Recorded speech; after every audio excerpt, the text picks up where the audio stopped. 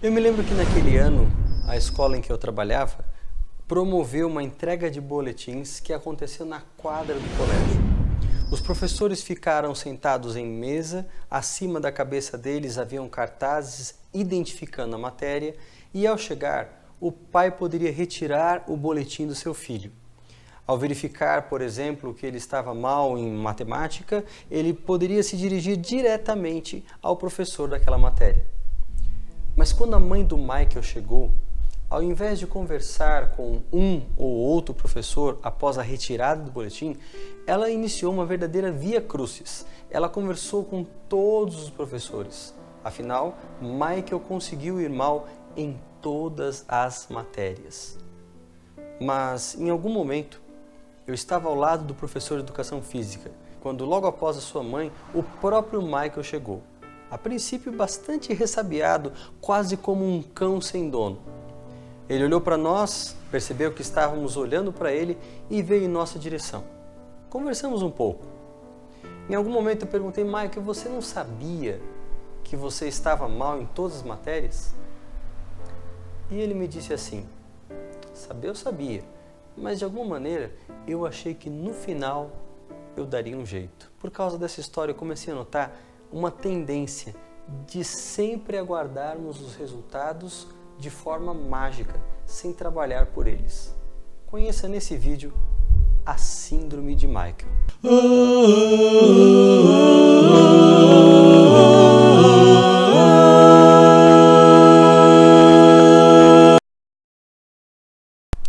O que eu descrevi antes não acontece apenas com adolescentes em relação aos seus resultados escolares. Isso acontece também em muitos casamentos. Ninguém se separa da noite para o dia. Casais não dormem se amando e acordam pensando em divórcio. Há sempre coisas que não são resolvidas, não trabalhadas, pequenos problemas que vão azedando a relação. Chega um dia em que o amor se acaba porque não foi nutrido e duas pessoas se separam. Muitas vezes com aquele sentimento de que podiam ter feito alguma coisa, que no final daria certo. Uma ferramenta para avaliar com precisão as nossas escolhas é ver antecipadamente onde elas nos levarão. Claro que ninguém quer ser infeliz, ninguém quer passar as férias na praia fora do peso, ninguém quer terminar com um câncer. O problema é que as nossas escolhas não estão ajustadas com as expectativas que nós temos de uma vida feliz, de ter o corpo perfeito ou de ter o emprego dos sonhos. O problema todo é a irracionalidade. E eu chamo esse desalinho entre as minhas escolhas do presente e as minhas expectativas de um resultado lá no futuro de Síndrome de Michael, por causa da história do Michael. Aliás, esse é um nome fictício. Não adianta simplesmente cruzar os braços e achar que as coisas vão se resolver sozinhas.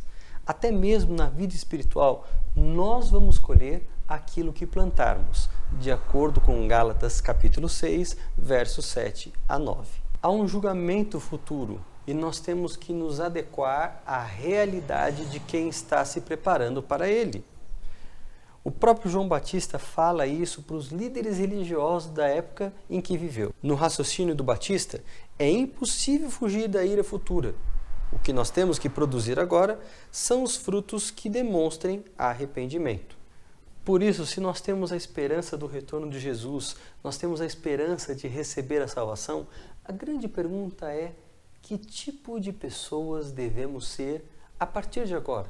Olha como Pedro, o apóstolo, responde a essa pergunta. Vivam de maneira santa e piedosa, aguardando o dia de Deus e apressando a sua vinda. Já é tempo de fugirmos da irracionalidade e vivermos de maneira coerente. E você, já tinha ouvido falar da Síndrome de Michael?